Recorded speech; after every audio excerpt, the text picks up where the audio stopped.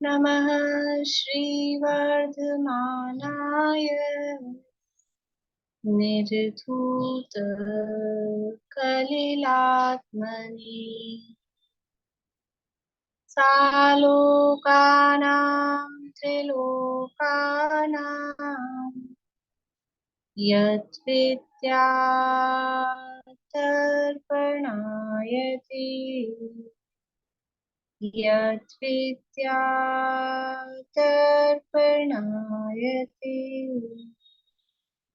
सकल पाप मल प्रक्षालक श्रीवर्धमान को करूँ नमन लोकालोक प्रकाशित करने जिनकी विद्या है दर्पण जिनकी विद्या है दर्पण।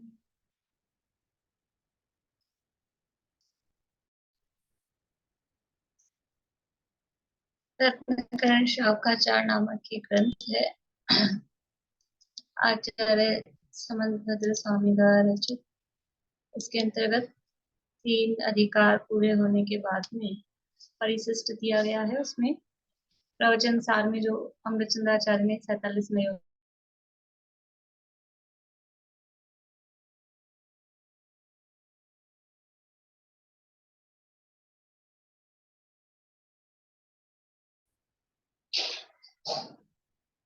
नाम सुना रहे हैं। कोशिश करती हूँ मैं महाजी लर्ण की। द्रव्य ने पर्याय ने अस्तित्व ने नास्तित्व ने अस्तित्व नास्तित्व ने अव्यक्तव्य ने अस्तित्व अव्यक्तव्य ने नास्तित्व अव्यक्तव्य ने अस्तित्व नास्तित्व अव्यक्तव्य ने नाम ने स्थापना ने द्रव्य ने भाव ने बीच में 2 रह रहे हैं। पहले अच्छा, विकल्प ने अब विकल्प ने पहले आएगा। अच्छा, विकल्प ने अविकल्प ने नाम ने स्थापना ने द्रव्य ने भाव ने सामान्य ने विशेष ने नित्य ने अनित्य ने सर्वगत ने असर्वगत ने शून्य ने अशून्य ने ज्ञान गे अद्वैत ने ज्ञान गे द्वैत ने फिर नियति ने अनियति ने फिर स्वभाव ने अस्वभाव ने काल ने अकाल ने। इतना ही किया है। बढ़िया बढ़िया। और कौन सुना रहे हैं? हाँ, निशा जी को। पहला द्रव्य ने पर्याय ने अस्तित्व ने नास्तिक ने अस्तित्व नास्तिक ने और अव्यक्त ने और अस्तित्व अव्यक्त ने नास्तिक अव्यक्त ने अस्तित्व नास्तिक अव्यक्त ने विकल्प ने अविकल्प ने नाम ने स्थापना ने द्रव्य ने और भाव ने सामान्य ने विशेष ने नित्य ने अनित्य ने सर्वगत ने असर्वगत ने शून्य ने अशून्य ने और ज्ञान गे अद्वैत ने ज्ञान गे द्वैत ने नियति ने अनियति ने और स्वभाव ने अस्वभाव ने और काल ने अकाल ने पुरुषार्थ पुरुषकार ने और द्वय ने ईश्वर ने अनीश्वर ने और अनीश्वर ने गुणी ने अगुणी ने अगुणी ने कृत्य ने अकृत्य ने भोक्त ने अभोक्त ने क्रिया ने ज्ञान ने ज्ञान ने व्यवहार ने निश्चय ने और अशुद्ध ने शुद्ध ने बस शायद हो गए, शायद पूरे शुद्ध ने। हाँ, शुद्ध ने। इसमें बस थोड़ा उच्चारण में हाँ थोड़ा सा देव शब्द है। द्वय नहीं, देव देव देव देव देव देव भी नहीं है, देव देव है। देव देव ने वी की मात्रा देव ने, और ये कर्तृ ने है, कर्तृ ने अकर्तृ ने। आकृति बढ़िया। आपने सुनाए थे ना कविता जी? मैम सुनाए थे मैंने तो। और सुनाने चलिए।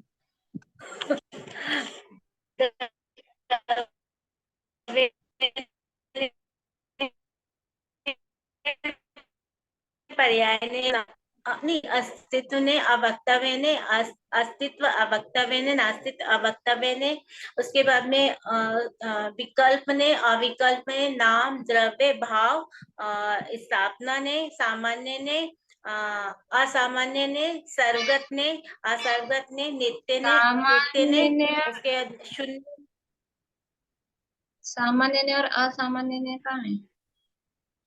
विशेष ने, विशेष ने, विशेष ने, उसके बाद में नित्य ने, अनित्य ने, सर्वगत ने, असर्वगत ने, शून्य ने, अशून्य ने, ज्ञान के अदत्त ने, और ज्ञान के दित्य ने, नियति ने, अनियति ने, स्वभाव ने, अस्वभाव ने, उसके बाद में काल ने, काल ने, अकाल ने, काल ने, अकाल ने, पुरस्कार, पुरस्कार, पुरस्कार ने, ईश्वर ने, पुरस्कार ने, देव ने, देव ने, ईश्वर ने, अनीश्वर ने, उसके बाद में गुणी ने, अगुणी ने, कृत ने, अकृत ने, भोगत, भोगत, भोगत अभोगत ने, क्रिया ने, ज्ञान ने, व्यवहार ने, निश्चय ने, और शुभ ने, और नहीं अशुद्ध ने, और शुद्ध ने। ठीक है, बढ़िया। अभी उच्चारण में गड़बड़ है, वो अभी अपन नाम बोलेंगे तब देखते हैं। ठीक है, बढ़िया। चलिए अब फिर कल सुनते हैं बाकी और जो भी है।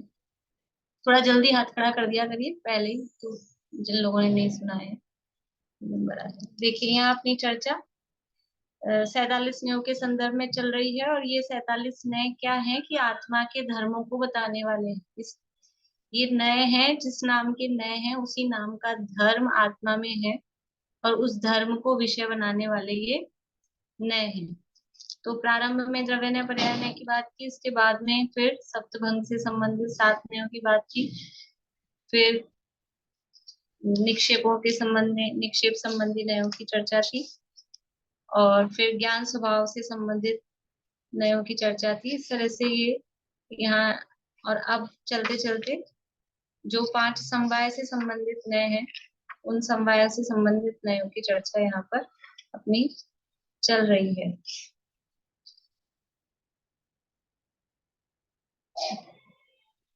आत्मद्रव्य बालक, कुमार, वृद्ध है, यानी बालक है, जवान है, वृद्ध है, ऐसे पुरुष की भांति है।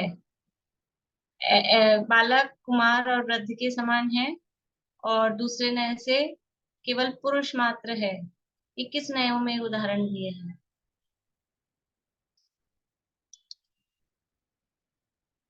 विकल्प ने, अविकल्प ने। विकल्प ने में वो बालक, वृद्ध और वो यौवन है, और अविकल्प ने में सिर्फ पुरुष अभेद करके बताया।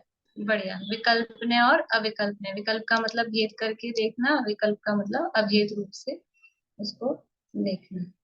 बढ़िया। आत्मद्रव्य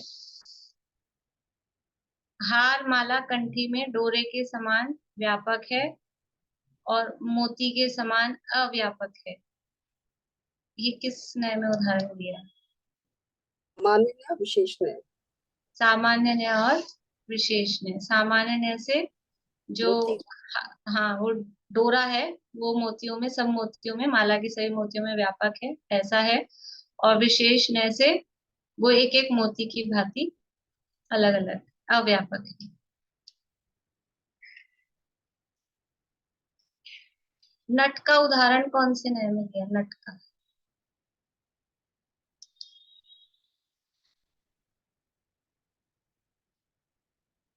नित्यानित्य नट का उदाहरण कि नट की भांति वो मतलब मनुष्य जो है वो पूरा आत्मा एक ही है, और नर नारायण जो बदलता रहता है वो अनित्य नहीं। हाँ, नट की नित्य भांति नित्य है, और है। राम रावण का जो बोल करता है वो अनित्य है।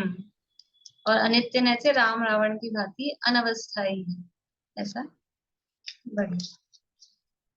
यहाँ अपनी चर्चा चल रही थी नियति न्याय और अनियति न्याय में आत्मा के एक नियत स्वभाव और एक अनियत स्वभाव को बताया। नियत स्वभाव जो त्रैकालिक एक सा रहने वाला है, जो कभी नहीं बदलता, और अनियत स्वभाव भी है कि जो स्वभाव बदलता रहता है। इसके बाद में फिर स्वभाव ने और अस्वभाव ने की बात की कि स्वभाव ने क्या कह रहा है कि आत्मा के नियत स्वभाव में कभी भी परिवर्तन नहीं किया जा सकता है। उसको कुछ संस्कारित करो, कुछ भी करो, जो नियत स्वभाव है उसमें कुछ नहीं हो सकता है। और अस्वभाव ने क्या कह रहा है कि जो आत्मा का अनियत स्वभाव है उसको संस्कारित किया जा सकता है, यानी उसमें परिवर्तन किया जा सकता है। ये स्वभावने और अस्वभावने में कहा गया था। स्वभावने और अस्वभावने में क्या उदाहरण दिए गए हैं?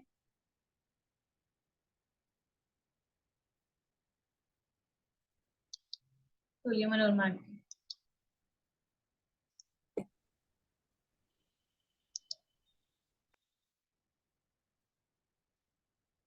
कहाँ गए? पर वीडियो बंद हो गई क्या?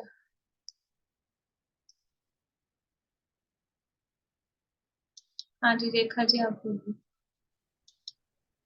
स्वभाव में तो जैसे ये फूलों के साथ कांटा होता है, वो कांटा उसका स्वभाव है, वो कांटा ही रहेगा। आत्मा में ऐसे जो आत्मा है उसमें भी जो उसका स्वभाव है वो वैसे रहेगा, लेकिन अस्वभाव यह होगा कि है ना, जैसे पेंसिल की नोक है उसको हम छील के और उसको चेंज कर सकते हैं, लंबी बड़ी कर सकते हैं। इसी तरह हम आत्मा के अंदर भी अपने अस्वभाव के कारण हम उसके जो उसमें बदलाव ला सकते हैं या संस्कार डाल के उसको अच्छा बना सकते हैं। ये अस्वभाव में तो अस्वभाव से हम स्वभाव में जा सकते हैं उसको अच्छा करके। इसमें ध्यान रखना, स्वभाव ने से वो जो मतलब कांटे का स्वभाव, मतलब कांटे की नोक दिखानी है यहाँ पे दिखाना क्या उदाहरण में? नोक। जैसे कांटे की नोक वो स्वाभाविक है, वो किसी ने बनाई नहीं है। तो वो स्वभाव ने से, जैसे कांटे की नोक है स्वाभाविक है, ऐसे ही आत्मा का जो स्वभाव है वो स्वाभाविक है, वो किसी का बनाया हुआ नहीं है, उसको बनाया भी नहीं जा सकता है, बदला भी नहीं जा सकता है। और अस्वभाव ने से, जैसे बाण की नोक बनाई जाती है, पेंसिल की नोक अपन ने पेंसिल उदाहरण में लिया था, पेंसिल की नोक बनाई जाती है, उसको शार्प किया जा सकता है और कर सकते हैं। वैसे ही अस्वभावने से आत्मा के जो अनियत स्वभाव है उसमें परिवर्तन किया जा सकता है। यहाँ ये बात ध्यान रखनी, जो पहले नियत स्वभाव और अनियत स्वभाव बताए थे, तो स्वभाव ने कह रहा है नियत स्वभाव में परिवर्तन नहीं किया जा सकता है, और अस्वभाव ने कह रहा है कि अनियत स्वभाव में परिवर्तन किया जा सकता है। अस्वभाव ने ये नहीं कह रहा है कि नियत स्वभाव में परिवर्तन किया जा सकता है, परिवर्तन की बात तो कर रहा है अस्वभाव ने, लेकिन ये नहीं कह रहा है कि नियत स्वभाव में परिवर्तन किया जा सकता है। परिवर्तन किस में किया जा सकता है? जो चेंजेबल है, चेंजेबल में ही चेंज किया जा सकता है, जो अनचेंजेबल है उसमें चेंज नहीं किया जा सकता। लेकिन ये दोनों तरह के स्वभाव आत्मा में है, एक चेंजेबल वाला भी और एक अनचेंजेबल वाला भी। इसके बाद में काल ने और अकाल ने की चर्चा अपन ने की थी। काल ने से आत्मद्रव्य कैसा है? जैसा समय के अनुसार गर्मी से अपने आप आम पकता है, वैसा ही समयानुसार सिद्धि को प्राप्त होने वाला है।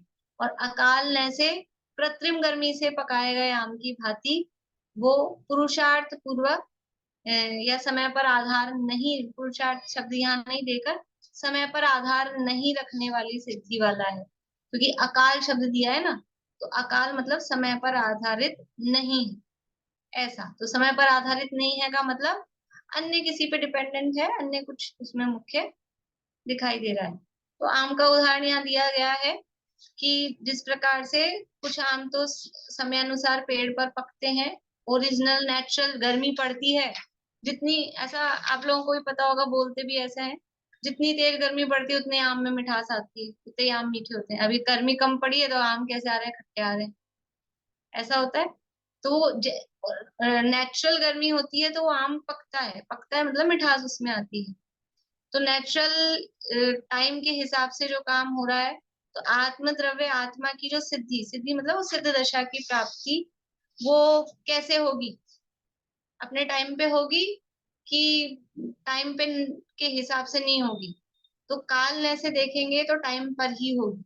जब हमारी नजर काल पर है, काल धर्म पर है, काल को मुख्य कर रहे हैं, तो कहेंगे जब समय आएगा, समय आने पर ही काम होता है। एक वो चलता है कुछ दोहा टाइप का, माली सींचे 100 घड़ा ऋतु आए फल होए। अब पहले बच्चों को सिखा दो कि बेटा पौधे में पानी डालना चाहिए। क्यों पानी क्यों डालना चाहिए? फिर पानी डालेंगे तो ये है ना, अपना जल्दी इसमें मान लो कोई भी पेड़ लगाया हो तो उसको बच्चे को बता दो कि इसमें नींबू आ जाएंगे, कि इसमें जो भी उगाया है फूल आ जाएंगे। तो अच्छा, पर रोज पानी डालने से आएंगे तो एक ही दिन में एक साथ 100 घड़े पानी एक ही साथ डाल दो तो 100 दिन की जगह आज ही उग जाए, ऐसा नहीं होगा। माली सींचे 100 घड़ा, 100 घड़े उसमें सींचते रहो तो भी फल कब आएगा? ऋतु आए फल हो। जब उसका टाइम, ऋतु आए मतलब जब उसका टाइम आएगा तभी उसमें फल की प्राप्ति होगी। तो काल के हिसाब से सिद्धि वाला है कि जब टाइम आएगा तभी उसकी सिद्धि होगी। और अकाल धर्म क्या कह रहा है कि काल के अनुसार सिद्धि वाला नहीं है।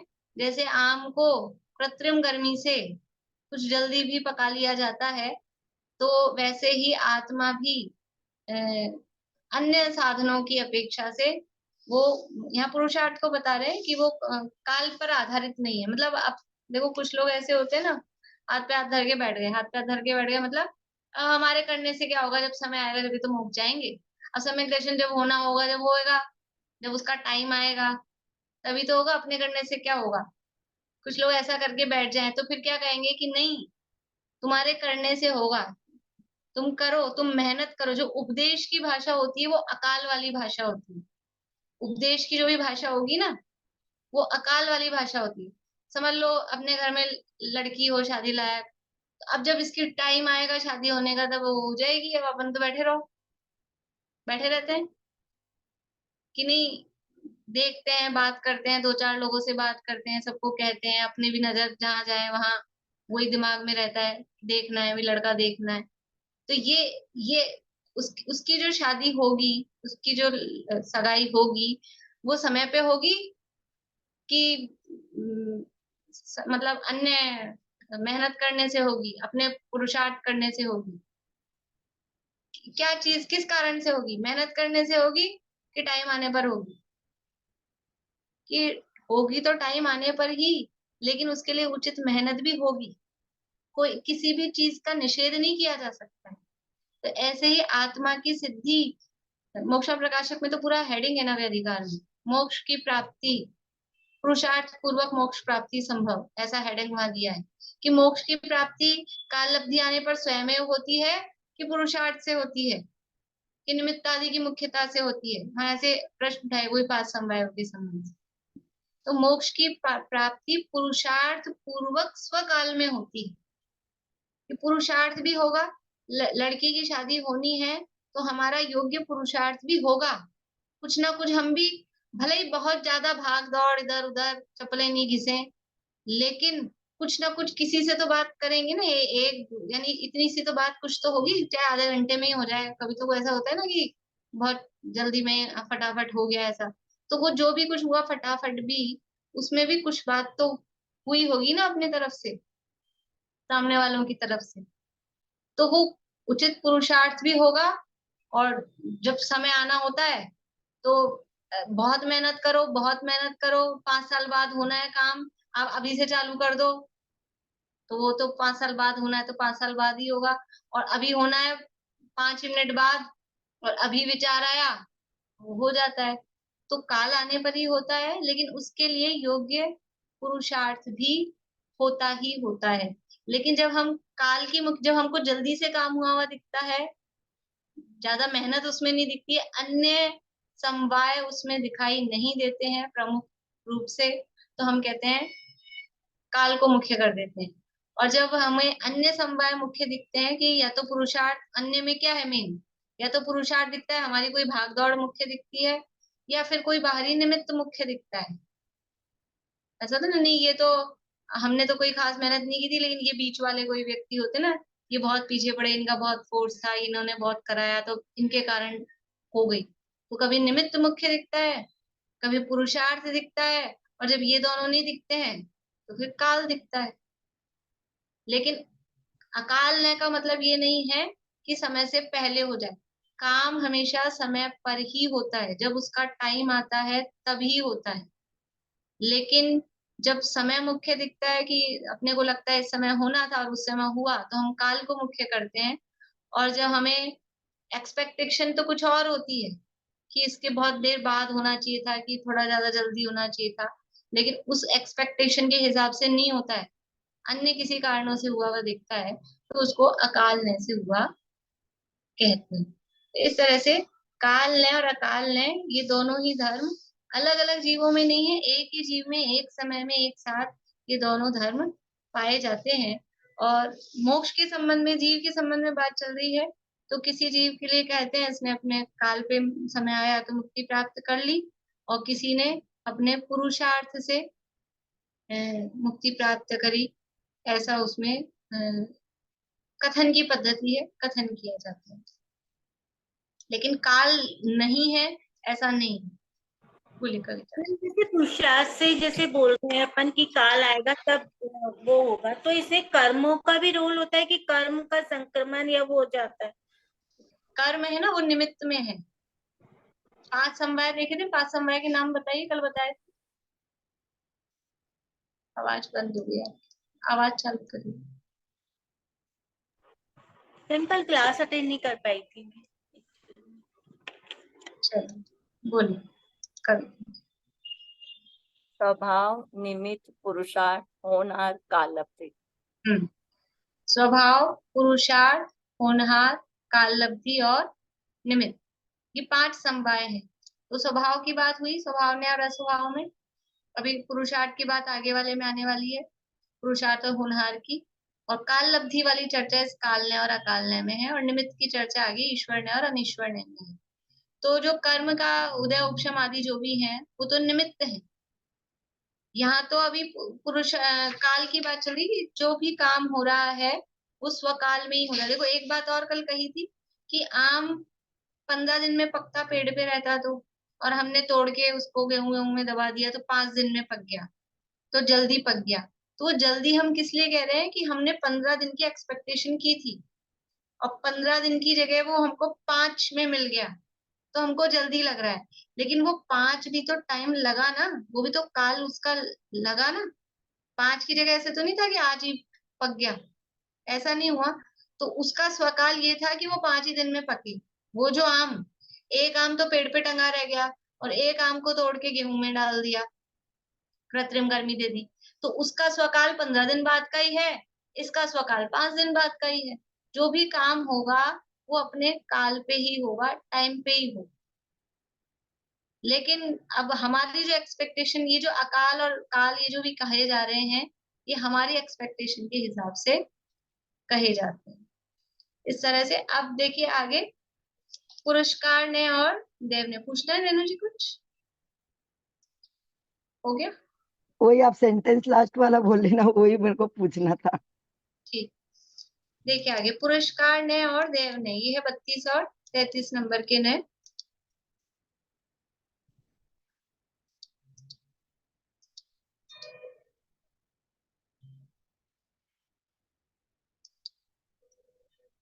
आत्मद्रव्य पुरस्कार ने से, शब्द है पुरस्कार, अर्थ उसका पुरुषार्थ ही है, लेकिन यह शब्द दिया पुरस्कार, यानी पुरुष के द्वारा किया गया। वो पुरस्कार, कार यानी किया गया, पुरुष, पुरुष के द्वारा किया गया, तो उसमें अपने करने की यानी पुरुषार्थ की बात दिखा दी। आत्मद्रव्य पुरस्कार ने से, जिसे पुरुषार्थ द्वारा नींबू का वृक्ष या मधुछत्ता प्राप्त होता है, ऐसे पुरुषार्थवादी के समान यत्न साध्य सिद्धि वाला है। और दैव ने से, जिसे पुरुषार्थवादी द्वारा नींबू का वृक्ष या मधुछत्ता प्राप्त हुआ है, और उसमें से जिसे बिना प्रयत्न के ही अचानक माणिक्य प्राप्त हो गया है, ऐसे दैववादी के समान अयत्न साध्य सिद्धि वाला है। देखो इसमें एक थोड़ा सा रूपक बनाया है आचार्य ने। क्या कह रहे हैं, एक व्यक्ति तो ऐसा है कि बाजार से बीज लाया और उसे मिट्टी में दबाया, नींबू का बीज लाया, मिट्टी में दबाया, रोज उसमें मेहनत करी, पानी देता था और उसको बचा के रखता था कि कोई बिगाड़ नहीं दे।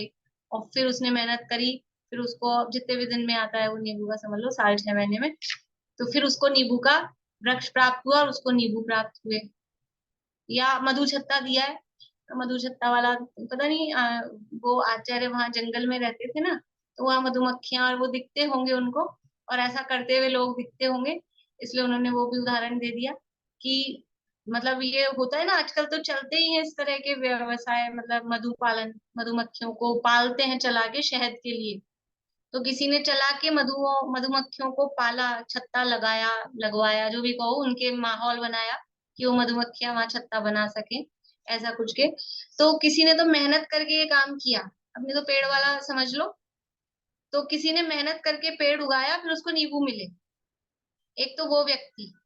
और दूसरा ये कि एक व्यक्ति ऐसा कि समझ लो वो गया, उस जिसके नींबू का पेड़ था, मिलने गया वो उसके अपने फ्रेंड के यहाँ, और फिर उसने कहा, ऐसी बातों में बात चली, उसने कहा हमने तो नींबू का पेड़ लगाया है, बहुत अच्छे नींबू आ रहे हैं। तो उसने कहा यार मैं भी लगा लेता, अच्छा होता। तो उसने लगाया, एक गमला उसको दे दिया यूं क्यों, मान लो गमले में लगाया था, तो मुझसे कहा कि मैंने तो ये खूब सारे लगाए हैं, तुम भी ले जाओ। होते हैं ना इस तरह के अपने भी, चलो अपने खास हैं, साधर्मी हैं, आप ले जाओ, आप ले जाओ। और लगाया पेड़, कोई मेहनत नहीं की उसने, लगाया पेड़ उसको मिल गया, तो नींबू भी मिल गए। और क्या कह रहे हैं, नींबू के साथ साथ उस क्या हुआ कि उस नींबू के पेड़ में से पता ही नहीं, उस मिट्टी में दबा हुआ कोई उसको रत्न और मिल गया, माणिक्य भी मिल गया। उस गमले में कोई रत्न दबा हुआ, किसी का गिर गया होगा, अंगूठी जो भी कुछ भी। तो ऐसा, तो एक ने तो की मेहनत करके पेड़ लगाया, फिर उसको नींबू प्राप्त हुए, उसको भी प्राप्त हुए। और इसने बाहर में मेहनत की क्या, कुछ मेहनत नहीं की, नींबू का तो नींबू मिले, अकेले नींबू ही नहीं, टूटे हुए पेड़ मिला, और साथ में एक रत्न और मिल गया। तो ये क्या है, ये भाग्यवादी, ये भाग्य में होगा तो मिल जाएगा। तो अब काम वो हो रहा है, वो मेहनत करने से हो रहा है कि दैव यानी भाग्य, होनहार जिसे कहें, उससे हो रहा है। तो देखो दोनों धर्म आत्मा में है, आत्मा में पुरस्कार नाम का धर्म भी है, आत्मा में दैव नाम का धर्म भी है। और इस पुरस्कार धर्म के कारण, यानी पुरस्कार न से पुरुषार्थ द्वारा, जिसे नींबू का वृक्ष या मधुछत्ता प्राप्त होता है, ऐसे पुरुषार्थवादी के समान यत्न साध्य सिद्धि वाला है। यानी आत्मा की सिद्धि, सिद्धि मतलब मोक्ष की बात चल रही है, आत्मा को मोक्ष की प्राप्ति, अपने को सिद्ध दशा की प्राप्ति, या सम्यक दर्शन की, मोक्ष मार्ग की शुरुआत कहो या मोक्ष की प्राप्ति कहो, कुछ भी कहो, तो हमें जो मोक्ष की प्राप्ति होगी वो यत्न साध्य, मेहनत करने से होगी। कैसे होगी, कि सहज में ही हो जाएगी। मोक्ष की प्राप्ति मेहनत करने से होगी, ये सहज होगी, कि दोनों धर्म आत्मा में है। जब पुरस्कार ऐसे देखते हैं, पुरस्कार धर्म से देखते हैं, तो यत्न साध्य सिद्धि वाला है। आत्मा को जो मोक्ष की प्राप्ति होगी, ऐसे नहीं होगी बैठे बैठे, ऐसे बोलते ना, तपना पड़ेगा, कुछ इस तरह के भजन भी है, तुझे तपना होगा, इस तरह के भजन चलते हैं, तपना होगा, तो तपना पड़ेगा, मेहनत करनी, मेहनत मतलब थोड़ा कुछ पुरुषार्थ करना पड़ेगा। ऐसे मोक्ष चले जाएंगे क्या बैठे बैठे, घर में बैठे बैठे? मुनि बनना पड़ेगा, तपस्या करनी पड़ेगी, बाहुबली भगवान की जैसे खड़े रहना पड़ेगा एक साथ तक, ऐसा भाई इतना तो करना पड़ेगा। तो पुरुषकार ऐसे देखेंगे तो आत्मा की जो सिद्धि होगी वो पुरुषार्थ के द्वारा होगी, ऐसे ही नहीं होगी। और दैव धर्म से क्या कह रहे हैं, दैव ने से, जिसे बिना ही प्रयत्न के नींबू का वृक्ष और उसमें से माणिक्य की प्राप्ति हो गई, ऐसे अयत्न साध्य सिद्धि वाला है, कि बिना कोई ज्यादा मेहनत करने की जरूरत नहीं है। जिस दिन होगा मोक्ष जाने का काल, तो अब इसमें अपने को उदाहरण आते हैं।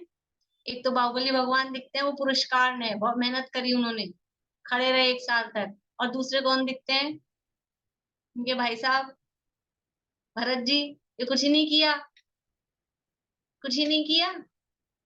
देखो, ये दिख रहा है, ये अपने को खाली बाहर का दिख रहा है, कुछ नहीं किया होता ऐसा नहीं है।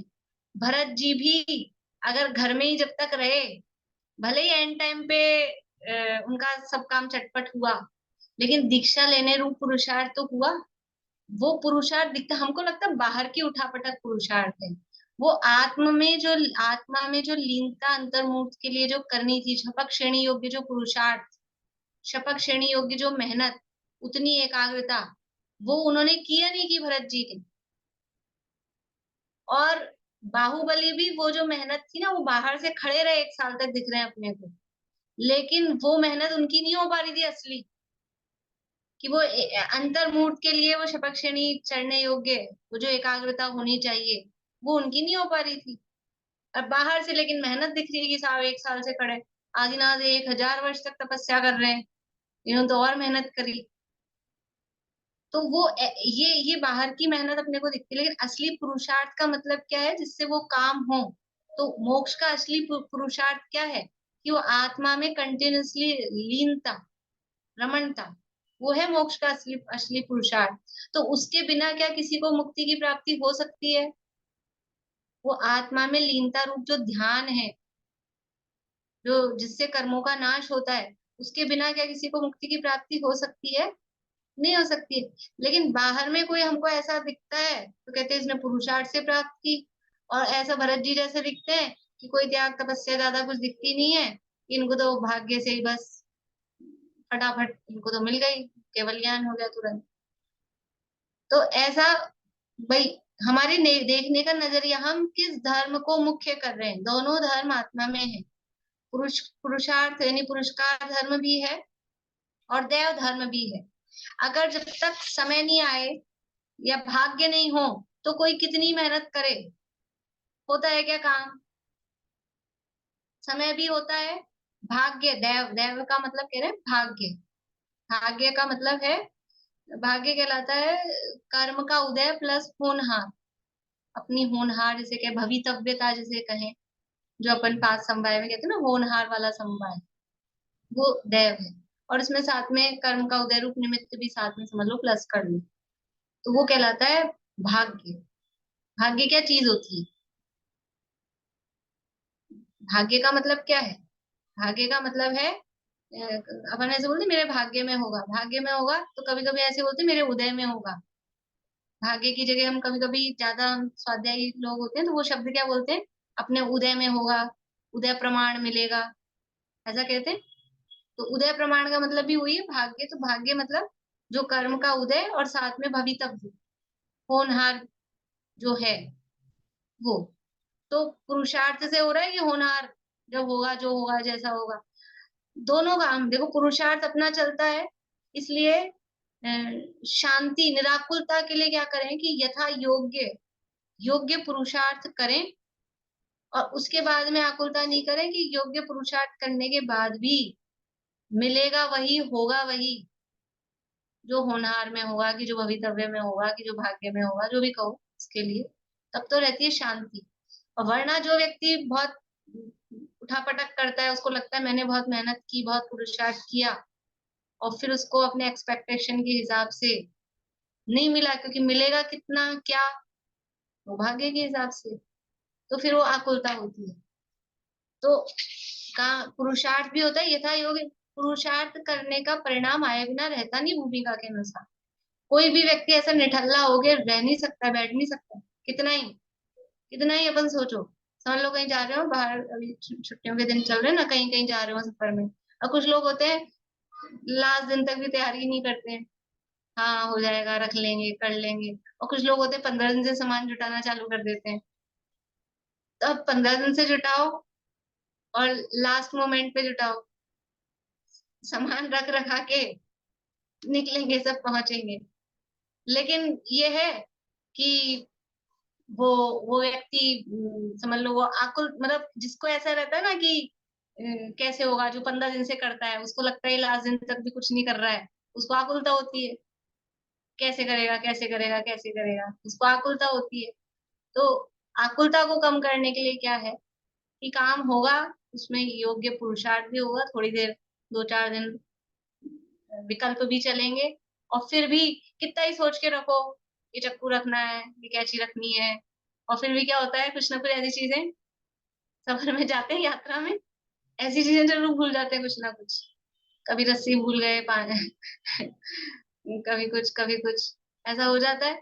तो हमने पुरुषार्थ किया था ना, लिस्ट बना लेते हैं, अच्छी खासी लिस्ट बना लेते हैं, सबको कह देते हैं, सब होता है, उसके बावजूद भी जो चीज छूटनी होती है वो छूट जाती है। फ्रिज में रख देते हैं, गर्मी के दिनों में ये लेके जाएंगे खाने पीने की चीजें, अभी तो शाम को जाना है, दिन भर तो फ्रिज में रखो, फिर क्या होता है, फ्रिज में ही रह जाती है, ऐसा होता है। तो इससे इससे समझ में आता है ना कि काम कैसे हो रहा है, कि पुरुषार्थ पूर्वक आपका क्या इसमें हमारा क्या पुरुषार्थ हुआ, हम फ्रिज में भूल गए, इसमें क्या पुरुषार्थ हुआ, कि ये पुरुषार्थ हुआ ना कि आपने फ्रिज में रख दी थी और वो नहीं जानी थी, तो यही पुरुषार्थ हुआ कि उसको फ्रिज में रख दी थी, वो उसी हिसाब से वो पुरुषार्थ होनहार ये थी कि नहीं कुछ भी करोगे नहीं जाएगी, स्टेशन पे छूट जाते हैं, किसी के कहीं छूट जाते हैं, बहुत तरह तरह की परिस्थितियां होती हैं कुछ कुछ। तो आत्मा की सिद्धि कैसे होती है, पुरुषार्थ पूर्वक होती है कि भाग्य से होती है, कि वो पुरुषार्थ पूर्वक भाग्यानुसार ही होती है, लेकिन जब जिस धर्म को मुख्य करके देखा जाता है तो तब वो नए उसमें कहा जाता है। बोलिए रंजन जी। तो मैम अपना भाग्य को ज्यादा मुख्य करेंगे कि पुरुषार्थ को यहाँ पे, या दोनों का बैलेंस रहेगा? बैलेंस बैलेंस ही रहेगा। देखो ये तो कथन किसी को, हाँ किसी जब जब काम हो जाता है ना, जब काम हो जाता है तब उसके बाद हम कहते हैं इसके भाग्य में नहीं था, मेहनत तो बहुत हाँ, की, कभी उसको क्या ऐसा, बोलेंगे फिर? तो वो उसको मुख्य कर रहे हैं ना हम, मेहनत बहुत दिखाई दे रही है, पुरुषार्थ बहुत दिखाई दे रहा है, फिर भी काम नहीं हुआ, तो हमको अब क्या कर रहे हैं, पुरुषार्थ में तो कमी दिख नहीं रही, तो भाग्य हावी दिखाई दे रहा है। हम्म। और कभी कभी कोई कोई मेहनत ज्यादा करता नहीं दिखता है, फिर भी उसको प्राप्ति हो जाती है, तो मैम अनुकूलता मिल जाती है। भाग तो भाग्य का ज्यादा पावर है, मेरे को ऐसे लगता है। भाग्य के बिना तो होगा नहीं, पुरुषार्थ तो करना पड़ेगा, दोनों, पुरुषार्थ पूर्वक देखो भाग्य की उत्पत्ति हम होती है। एक्चुअल में हमारे हमारे दिमाग में पुरुषार्थ की डेफिनेशन या पुरुषार्थ का स्वरूप सही नहीं, क्लियर नहीं, इसलिए हमको पुरुषार्थ लगता है केवल उठापटक उठापटक।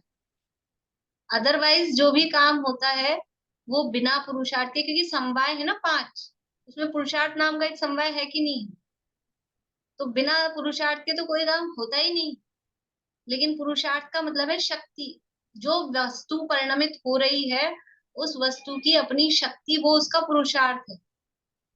पर हम तो केवल अपने जो हाथ पांव हिले, जिसमें हमारी कोई पसीना आया हुआ दिखे, तो हमको लगता है पुरुषार्थ हो रहा है, अदरवाइज हमको पुरुषार्थ नहीं दिखता है। जैसे मैम तो तपस्या भी करते हैं, पुरुषार्थ हो गया ये एक, लेकिन अब कोई को तो देखो क्या, जो जो वस्तु का यथार्थ स्वरूप है, वस्तु स्वरूप की स्वीकृति होना, ये बहुत बड़ा पुरुषार्थ है, इसका नाम भी पुरुषार्थ है। हमको वो पुरुषार्थ नहीं लगता है? यदि हमको ये बात सहज स्वीकार हो कि जो होना है जैसा होना है हो जाएगा, मान लो कोई काम बिगड़ता हुआ दिख रहा है, अपने हिसाब से नहीं हो रहा, तो उसमें शांति बनाए रखना, आकुलता नहीं करना, ये भी पुरुषार्थ है। हमको ये पुरुषार्थ नहीं दिखते, हमको तो ये लगता है कि बस मान लो लाइट चली गई है, लाइट खराब हो गई है, और इधर का तार उधर, ये वो, इसको फोन करें उसको फोन करें, बुला के लाइट ठीक कराएं, तो हमको लगता है हमने पुरुषार्थ करके ठीक कराई, और हम शांति से बैठे रहें कि जब ठीक होनी होगी तब हो जाएगी, और हम आकुलता नहीं करें, 10 लोगों को कोसे नहीं, तो उसमें पुरुषार्थ नहीं दिखता है, वो भी पुरुषार्थ है। निराकुलता रखना वो भी पुरुषार्थ है। हमको क्या है कि बाहरी उठापटक को ही हम पुरुषार्थ समझते हैं। तो जो भी काम होता है उसमें पुरुषार्थ भी होता है और भाग्य भी होता है। पुरुषार्थ पूर्वक भाग्य से, या भाग्यानुसार पुरुषार्थ पूर्वक, ऐसे ही वो मतलब काम की स्थिति होती पुरुषार्थ पूर्वक भाग्य बनाया जा सकता है, ये भी बोल सकते हैं हम? है। देखो उपदेश की भाषा में ऐसा बोलते हैं, उपदेश की भाषा में बोल दिया जाता है, बोल सकते हैं, क्योंकि फिर अदरवाइज वो व्यक्ति समझ लो स्वच्छंदी हो जाते हैं, मेहनत नहीं करते हैं, इसलिए कि भाग्य बनाया जा सकता है, भाग्य को बदला जा सकता है, ये सब उपदेश की भाषा है। लेकिन वास्तव में, और हम भी कहेंगे भाग्य का मतलब, अगर हम कर्म कर रहे हैं, कर्म का उदय, तो बदलते हैं ना, अपने अपने पुरुषार्थ से, अपने परिणामों के बदलाव से वो कर्म बदलते ही नहीं, संक्रमण उत्कर्षण अपकर्षण ये सब उसमें होता है। तो वो बात भी है, लेकिन जब हम क्रमबद्ध की तरफ से जाके देखेंगे, भगवान के केवल ज्ञान की तरफ से जाके देखेंगे, तो फिर क्या बदलाव, तो सब निश्चित है। इसलिए सब पुरुषार्थ भी, इसलिए ये जो चीजें है ना, ये केवल ज्ञानी के हिसाब से वो अलग बात है, और हम अल्प ज्ञानियों के हिसाब से, या हम कह रहे हैं ना उपदेश के हिसाब से, वो अलग कथन है। बस मुख्यतः हम किसको कर रहे हैं, तो समझने के लिए हमेशा यानी आपको लगेगा अब सही हम क्या समझे, कि सही ये समझो कि मोक्ष मार्ग में तो पुरुषार्थ की ही मुख्यता रखें, और लौकिक कार्यों में भाग्य को प्रधानता दें। भाग्य में होगा दुनिया में वो हो जाएगा, वहां तो हम, लेकिन हम करते हैं उल्टा, दुनिया में पैसा कमाने में तो पुरुषार्थ को मुख्य करते हैं, और यहाँ भाग्य में होगा धर्म ध्यान, तो जितना मिलना होगा उतना हो जाएगा, जब होना होगा तब हो जाएगा, ये हम उल्टा करते हैं। तो ये जो अपना मोक्ष का काम है ये अपने हाथ में है, तो यहाँ पुरुषार्थ को मुख्य रखें, और दुनियादारी के काम वो अपने वास्तव में अपने हाथ में नहीं, वो सब कर्म के उदयाधीन है। क्या संयोग मिलना, कितना नहीं मिलना, कितना आना कितना जाना, ये सब कर्म के उदयाधीन है। शारीरिक स्थिति कैसी रहना कैसी नहीं रहना, ये सब कर्म के उदयाधीन है। तो वहां भाग्य को मुख्य रखें, और यहाँ मोक्ष मार्ग में पुरुषार्थ को मुख्य। तो मतलब पुरुषार्थ भी, हाँ, पुरुषार्थ भी मेम कर रहे हैं तो बिना मतलब का ही है, अगर लौकिक समाज मतलब जीवन में कर रहे हैं तो। देखो वो लौकिक में जो भी पुरुषार्थ हम उसको कहते हैं, तो वो हम विषय की प्राप्ति के लिए कर रहे हैं ना, वो वास्तविक पुरुषार्थ कहाँ है, वो सब विषयों की प्राप्ति के लिए ही हो रहा है। और फिर भी भूमिका अनुसार, अपने परिणाम अनुसार वो भाव आए बिना रहती नहीं। इतना कहे बाद भी कौन हाथ पैर रख के बैठता है, कमाई धमाई नहीं करेगी, रोटी पानी का काम नहीं करे, वो करते ही है। लेकिन वो करने के बाद भी अंदर, इसलिए कहा अंदर एक निराकुलता के लिए कि ये काम हम कर रहे हैं, लेकिन होगा अपने हिसाब से, ये रखेंगे अपन माइंड में, तो आकुलता कम होगी। और मैं कर रही हूँ, मैं आज रसगुल्ले बना रही हूँ, बढ़िया बनाती हूँ और अच्छे बनने चाहिए, और फिर बिगड़ गए, फिर क्या होता है, फिर कैसे बिगड़ गए, मैं तो अच्छे बनाती हूँ, मैंने बनाए, तो आकुलता होती है। और मैं कर रही हूँ, मेहनत कर रही हूँ, बना रही हूँ, लेकिन बनने होंगे जैसे ही बनेंगे, तो फिर अच्छे बनो तो ज्यादा फूलेंगे नहीं, होकर सुख में मगन ना फूले, और बिगड़ जाए तो घबराए नहीं, तो समता भाव है। मैं बहुत अच्छे से समझाया है, थैंक यू। बोले नीलम भाभी। बस मैं वही, मेरा आंसर मिल गया। मैं 10th 12th का जो रिजल्ट आया उसी को मैं लगा रही थी इससे उदाहरण, कि बच्चों ने पुरुषार्थ किया और कितना उनका, इन बातों से मेरा मिल गया आंसर। बोलिए भाभी। जय जिनेन्द्र, क्रमबद्ध पर्याय यदि निश्चित है तो मोक्ष के लिए पुरुषार्थ क्यों करना है? ये तो प्रश्न वही है, पुराना सेट है। एक मेरा लेक्चर था, मैंने पहले डाला था, अभी आज फिर से डाल दूंगी, इससे रिलेटेड पूरा 1 घंटे का है। अभी तो इतना टाइम भी नहीं है, अब सुनना वो। हाँ, हम सारी प्रॉब्लम क्या है कि हमको स्वरूप नहीं पता, ना पुरुषार्थ का स्वरूप पता है, ना होनहार का स्वरूप पता है, 5 समवायों का स्वरूप ही नहीं पता। और सबसे ज्यादा गड़बड़ हो रही है पुरुषार्थ के स्वरूप के संबंध में। अभी भी मैंने कहा, हम केवल हाथ पांव चलाने को, बाहरी उठापटक जिसमें दिख रही हो, पत्थर ढोड़ो की इधर से उधर कर रखे, तो लगता है बहुत पुरुषार्थ किया। और आदमी बैठा बैठा कुछ काम वॉच कर रहा है, यानी ऑब्जर्वेशन कर रहा है, तो पुरुषार्थ ही नहीं दिखता है। तो ज्ञान मात्र में कितना पुरुषार्थ है, जानना वो पुरुषार्थ। पुरुष का मतलब होता है आत्मा, पुरुष यानी क्या, पुरुष यानी आत्मा। तो उसका जो प्रयोजन, उसका जो अर्थ, उसका आत्मा का जो काम है, वो आत्मा का पुरुषार्थ होगा। 6 द्रव्यों में पुरुषार्थ होता है, वीर्य, वीर्य गुण है, उसकी पर्याय का नाम है पुरुषार्थ। तो 6 द्रव्यों में, हर द्रव्य में अपना अपना पुरुषार्थ है, पुद्गल में अपना पुरुषार्थ है। हमको बताओ, लगता है पुद्गल में पुरुषार्थ है? पुद्गल में पुरुषार्थ लगता है हमको? तो बस वो अपने हाथ पांव हिलाने में उसमें पुरुषार्थ लगता है। तो वास्तव में वो पुरुषार्थ का सही स्वरूप समझे हम, तो फिर थोड़ा हमारे प्रश्नों का समाधान हो सकता है। वो लेक्चर सुन लीजिएगा आप, मैं डाल दूंगी अभी ग्रुप पे, तो थोड़ा आपको नहीं फिर समझ आया तो फिर कल बात करेंगे। ठीक। अब यही पूरा करते हैं जिनवाणी स्थिति। वर्षा जी आप बोलें।